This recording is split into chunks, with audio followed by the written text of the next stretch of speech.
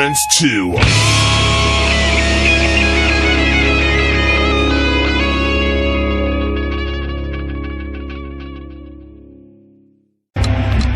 All right, this is Sharon Norris, and I am here with All That Remains, Olie. So we know this new album's coming up, and it's a little different from what I hear from what has happened in the past. You know, and I saw that you guys are working with a new producer. Is it because of that, or are you guys wanting to go a different way? Well, we're always evolving as a band, as in what we like to hear. You know, we're 5 very, very different people, and 5 different people who, over the years, our tastes keep evolving and changing, you know, branching out. So, of course, we're going to change musically as a band. Yeah. And I think with bringing Josh into the picture, I think he added a whole new slant on things that really did help with this record, you know. Yeah. I saw that he was working with bands like Lamb of God and things like that. Working with such big names, is there ever a moment in time and you're like, man, you know, I've made it. You know, I'm working with, you know, Trivium songwriters and producers and things like that. Is there a time whenever you just look back and you look at your career and say, I'm doing good? You know, over the years, I remember the first time we went to Japan, I think it was 2007, and we were going on like 11 in the morning. But I'm standing there in the arena, and I was like, wow, I'm standing in an arena. Yeah. This is the way it's supposed to be. You know, and it felt good. You know, you never feel like, I never feel like I've made it. Like when I was a kid, to me, making it meant sold out arenas, like Motley Crue, Poison, you know, Metallica nowadays. But I feel like in this day and age that I'm doing okay. You know, I get to play guitar for a living, and that's really, for me, the only reward I ever really cared about. Well, and with the 7th album, that's some longevity for the band. So that's awesome in this day and age too. Yeah. So as long as I can keep doing it, and you know, paying bills, and you know, I don't really want much in life. I just want to play the guitar. And, to be honest. Yeah. Hey, I think that's the way to go. If you're good at something, embrace it. You know? Yeah. It's fulfills me. You know. Yeah. This album, I noticed that they said that there was 2 songs, that complete opposites, but it sums up the whole album. Is it? I mean, how is that? I was kind of confused on that. It depends on what of the songs are being referred to. I'm not sure. I just saw an interview, and they said something about 2 singles, kind of representing of the whole album, like how it goes both ways. But we have songs, you know, like No Knock, which is nothing sounds like that in the album. It's very short, simple, heavy, all screaming. And then we have songs like The Single, which is, of course, you know, a much more polished song. You know, it's got, you know, melodic hooks and stuff like that. So there's difference. You know, we don't write the same song every album. We don't write the same song within the album. Yeah. You know, we have a spectrum, which we do. You know, we have fast songs, we have heavier songs, we have ballad song. You know, it's again, we have to satisfy the different parts of our personality. Yeah. I like that. I like the versatility on one album. Some people, you know, they complain. It's not all the same as.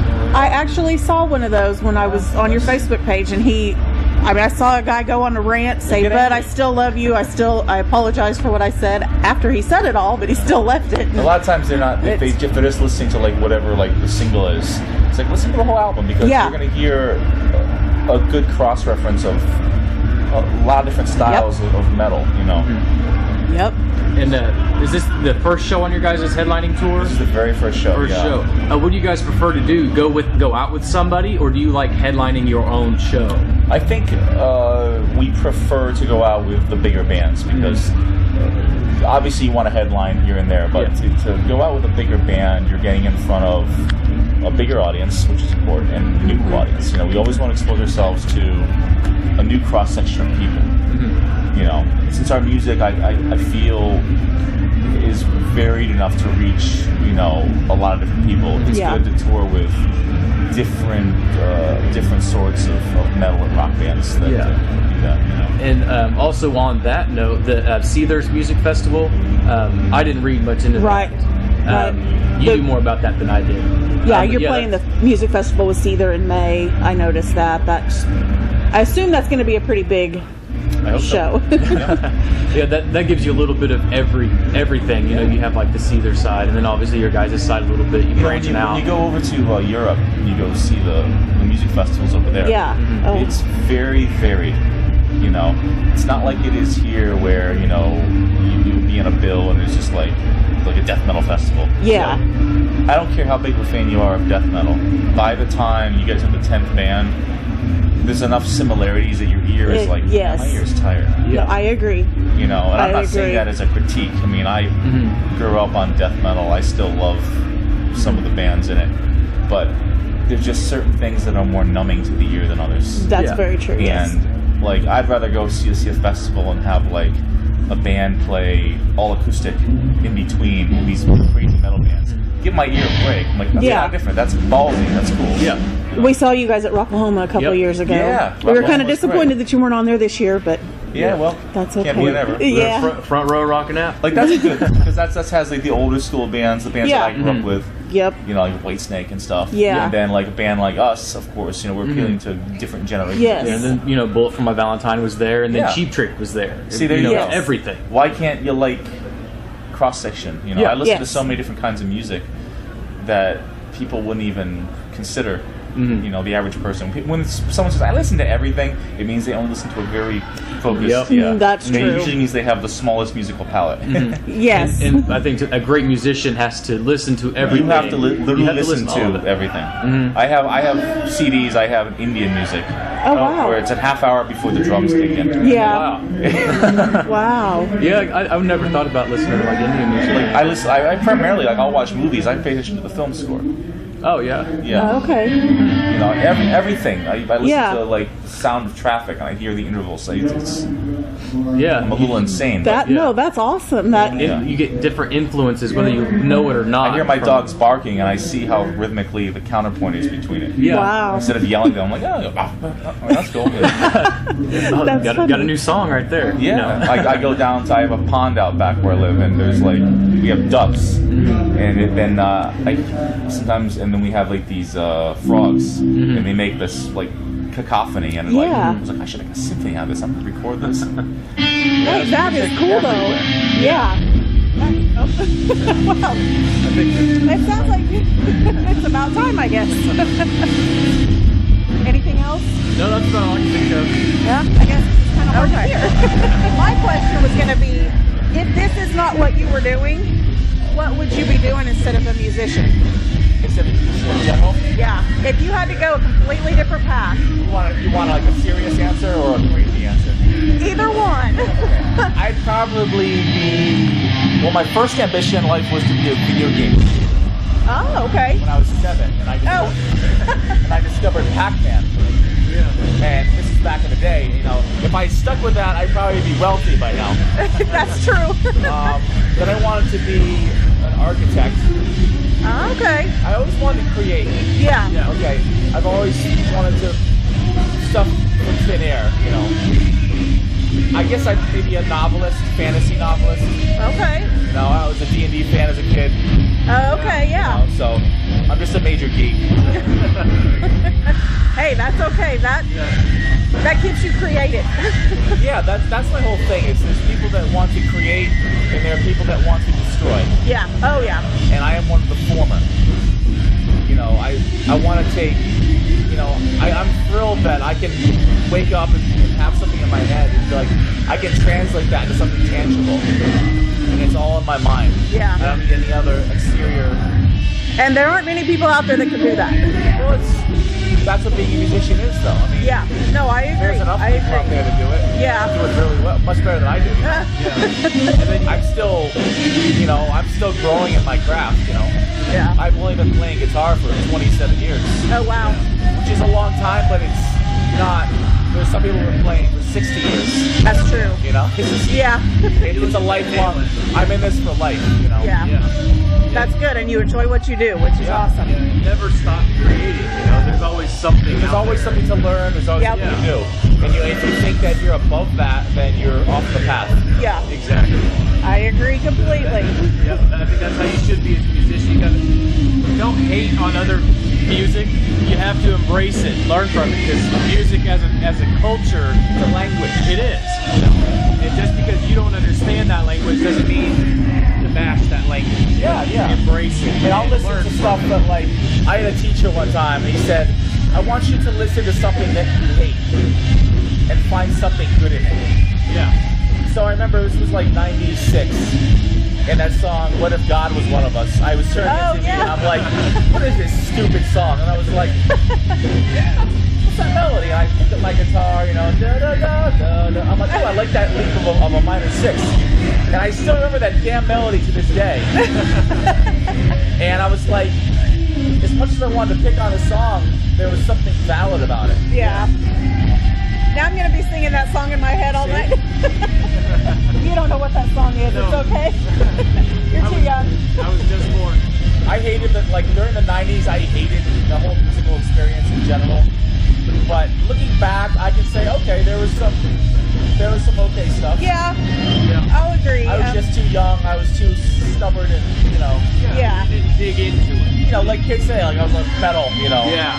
For me, it was after the death metal, it was progressive metal. If it wasn't complex and technical, I was like, no. Okay. Because I wanted to learn stuff I didn't understand. Yeah. And if I heard something like Blue Oyster Cult's, like whatever, I remember it came on, I was burning for you. I was like, oh, this is stupid. I understand the progression, so I'm not learning from it. But now I'm like, oh, that's a good song. Yeah. You mature. Yeah. Yeah, you can understand it. It's like your taste buds change every 7 years. Yeah. It grows on you. Embrace it. Like my favorite band in '93 was Watchtower. If you know who that, Rob Jarzambek. Yes. Yeah, he's a guitar player, Wave the Melody.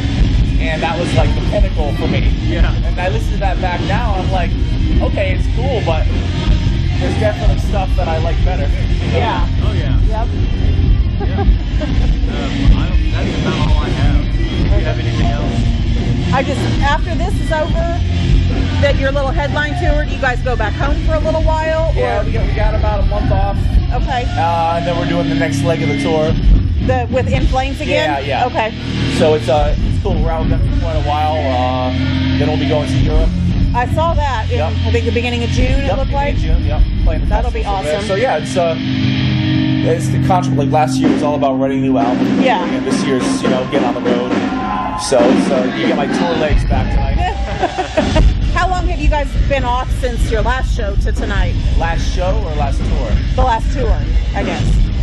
Was it with In Flames again? No. Oh, okay. We did a little run with Kill Switch. Okay. We did a 3-day thing. Okay. We did I think the longest tour we did last year was like a couple weeks. Oh, okay. We did small things. We were in the studio, we were writing. Yeah. And we put a little extra time into this one. We're Okay. like, look, we need to disappear for a while. We need to, we got Josh in the picture. We wanted to just do something that we all could really, sink our teeth into. Yeah. Sometimes you get rushed. That's very true. Yes. You ask like you guys in South Park, they're like, well, some will do well under pressure sometimes, but sometimes it's like you release something before it's ready. Yeah, we have talked to one band before that they said that we were talking to the vocalist, and as they were in the studio while they're laying down guitar tracks and drum tracks, he was in the other room writing the lyrics at that time because he didn't have lyrics yet. We have it so where I'm working with our engineer, Jim Fogarty, and Phil's working with Josh. We're tracking at the same time. Okay. Working on stuff. Yeah. And sometimes there's a lot of times in this album where I'm laying down a solo and I'm like, when we listen to it, I'm like, wow, this sounded good when it was slow. Then when I sped it up, it's not fitting. It sounds uncomfortable. So I was like, I better fucking rewrite this. Yeah. Yeah. So sometimes you gotta like step back and say, okay, what's good for the song? And That's true, yeah. even though you spend a lot of time on it, sometimes it has to change. Yeah. The good of it. Yeah, hearing it back and collectively It's the combination. It's not just one person that dictates. Yep. And is that how you guys do most of your writing? Yeah, usually, someone will bring an idea to the table, or a couple of ideas, and then as a band, we'll kind of arrange it. Yeah. Try different variations on it. I do a lot of the raw riff writing. Okay. But as a band, we really, Yeah. That's awesome. That's awesome. And you guys are all from Massachusetts, right? Did you bring all this cold weather with you? Maybe. Did I was you trying have to get away from it. I was expecting like 60 degrees, maybe. It was yesterday. Mild. No, I wasn't expecting to be hot, but at least mild. Yeah. It's not bad. Like, it's like below zero where I am. Yeah. Oh man. You guys have had it rough. And even though I'm from there, and I still don't like it. Yeah. We have some friends in Boston that are I grow just. a big thick beard, you know. Yeah. Yeah. I thought I was cold here living. Just wear layers, you know. Yeah. It's been pretty miserable up there. But if I'd be happy if it was like 60 something degrees out all the time. Yeah. Mild with a nice warm breeze. That'd be perfect for me. That'd be ideal. Yes. Yeah. Yes. Where do you guys go from Oklahoma City tonight? We're going to Houston. Houston. Okay. Oh, that's quite a drive. Yeah, 450 miles, I think. Oh wow. And is that show tomorrow night? Or do you Yeah. have? Okay. Wow. Yeah. Time to get the tour legs back together. Well, that's the easy part. You know, we're fortunate enough that we get to ride the bus. Yeah. And I can sleep. Yep. Yeah. But, you know, as far as tonight, I have to make sure that I don't, you know, usually I get overexcited my first day back. I'll run around and I'll be like, wow, I have to get, it's a different skill set than just sitting in your room and playing guitar, you know? Yeah. A lot of people don't understand that. Playing in front of people on stage, moving around, it's a whole new level of focus. You have to have a physical and mental strength about you. That's true. That's very true. Very true. I never thought of it that way, but yeah. No, that's true. How you, a few years of them is important. If you're just standing there looking all like, you know, like you don't care, people are like, well, if they don't care, I don't care. Yeah. There's people tonight here that have probably never seen you. If they see You gotta make an around, impression. Yep. you know. But I'm still gonna try to like, okay, I'd rather play well Yeah. than, you know, fall off the stage or something. Yeah. I think that's That what is everybody true. wants. That'll be on YouTube in 5 minutes. Exactly. You know. Yeah. So I might pace myself a little tonight just to make sure that I get my, you know. And also we flew out here. Oh I yeah. noticed like I'm feeling a little Oh crappy. no. But yeah. I'm not a singer, so whatever. That's true. You gotta. The point is, you gotta think about the long term. Yeah. I have 4 shows in a row. Today's the first of them. Yep. If I blew everything out tonight and tomorrow I wake up like, oh god, you know, Yeah. 8 months later. Yep. it's okay though, you know. Yeah. Yeah. That's true. I have times where I was dead sick, and 20 minutes before the show, I'm wrapped in a blanket. I'm like, all right, let's do this, and I got changed. And I felt good because I was like happy. And the adrenaline and Yeah, it's like it's seeing the people out there appreciate it. Yeah. That's what keeps me doing it. you Yep. know? Plus, the love of the instrument and also people appreciation. Yeah. That keeps me in the game. That's awesome. That's awesome. Well, thank you so much for taking time to sit with us and talk to us. Cool, thank you.